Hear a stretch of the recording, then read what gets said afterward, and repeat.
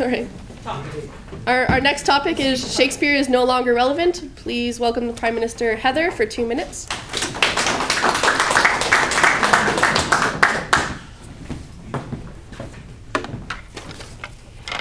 Ladies and gentlemen, I urge you to support the motion that Shakespeare is no longer relevant. I was initially going to define this as saying Shakespeare, the man himself, whoever he may be, there's no proof he actually existed, really, as a playwright.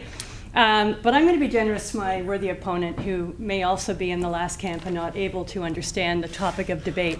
So I will exclude my initial premise and expand it to include Shakespeare and his works are no longer relevant. I would argue that because I think in the day itself, when Shakespeare and or his shadow writers were putting out plays in the Globe Theatre, they actually based most of their stories on Greek tragedy. Those Greek tragedies existed in the written form, first in the oral form, then in the written form, and now they exist today. So he didn't really bring anything new to the table, other than some witty repartee.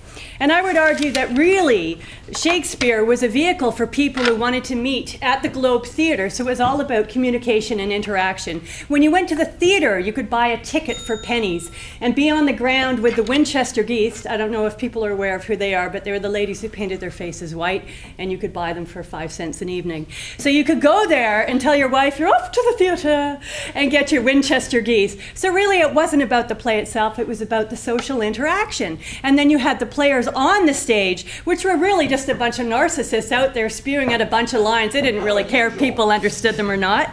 And I would also say to Wit, in this day and age of Twitter, when 146 characters is about all we can retain with our built-in ADHD, attention deficit disorders, that some of the words in Shakespeare's plays wouldn't even fit into a tweet. One example is honorific attitudinus adibus, which is 27 characters, and it means a stating being able to achieve honors, which Shakespeare did in his day. But then again, there is no portrait of the man as he were at the time. We don't know that he wrote all the plays, and I would argue, ladies and gentlemen, that really it's irrelevant today because we can't even pronounce half of the words in his literature. Thank you, Heather. Please welcome the opposition. Dean for 3 minutes.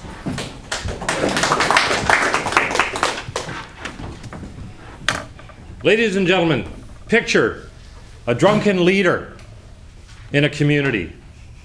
Who comes to mind? Well, someone from Shakespeare's time could easily come to mind. Macbeth, drunk with power, not Rob Ford. Shakespeare's topics, whether they were love, deceit, avarice, a desire for power, they're still relevant today. In his works, he's shown man at his finest, man at his weakest, man at his worst. Women too, but mostly men. Lady Macbeth perhaps excepted. Ladies and gentlemen, the English language itself has been carried down, whether they're long, unused today words, thanks to Shakespeare, the plays that were performed all around, that are still performed today. The issue of Twitter and its 140 characters, well, haikus only have 3 lines and 17 syllables, but you can pack a lot into that very small space if you choose your words properly.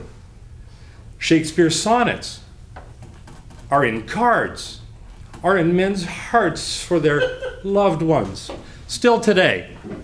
Yes, they do actually work once in a while. The oral to written tradition of the Greek tragedies, the fact that Shakespeare was using that, and that Shakespeare's plays have made it to this century and are still performed, is proof that the information that is passed on is relevant. The social aspect at the time may have been very important indeed. But again, when you consider today's media and the issues that people deal with in politics, they're not kings today necessarily, but they are political leaders.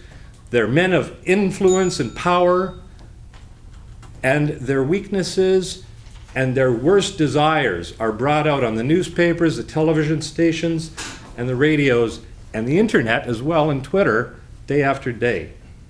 Today, Shakespeare has just been compartmentalized into little boxes. But the issues that he covered, whether his works were plays, poems, they're still relevant to the world today. They may not use the same flowery language or 28, 34, 48 letter words or phrases, but ladies and gentlemen, the power and the force of Shakespeare, even now, 400, 500 years later, from the Elizabethan era, is still relevant to the way the world is working today, and those who learn from Shakespeare and his works are well endowed with the understanding of today. Thank you, Dean. I'd like to welcome the Prime Minister up here for another minute. Please welcome Heather. Ladies and gentlemen, my worthy opponent mentioned love, deceit, power, avarice, and suggested that the only way we can consume these stories is by reading Shakespeare. Ladies and gentlemen, I tried going through the compendium of Shakespeare's plays. I mean, it covers years and decades. There's a list of dozens of these plays. I can just log on to Netflix and watch House of Cards in a weekend if I binge, really and truly. That's what we're dealing with these days. Again, Shakespeare stood on the shoulders of giants, the Greek tragic writers. All of the material, all the story ideas, all the concepts were already done. They continue to be done. My opponent here suggested that the media, talks about the same types of characters, of tragic characters, of figures that are after lust and power. Ladies and gentlemen, the average soundbite on a TV newscast has gone from 2 minutes to 30 seconds to 3 seconds. We do not have the attention span anymore. Most kids don't read Shakespeare, and most importantly, my son is graduating from an acting school tomorrow. If he gets one contract in a TV show or a movie, it will bring him more money than a lifetime of Shakespeare on the park. I urge you not to support this motion. I do not want Shakespeare to be relevant. Thank you, Heather. Show of hands for support for the motion. No support for the motion? Oh my God! Support? Sympathy votes. Yeah. 3 against? But not many. 11. Motion is defeated. Motion is defeated. Okay.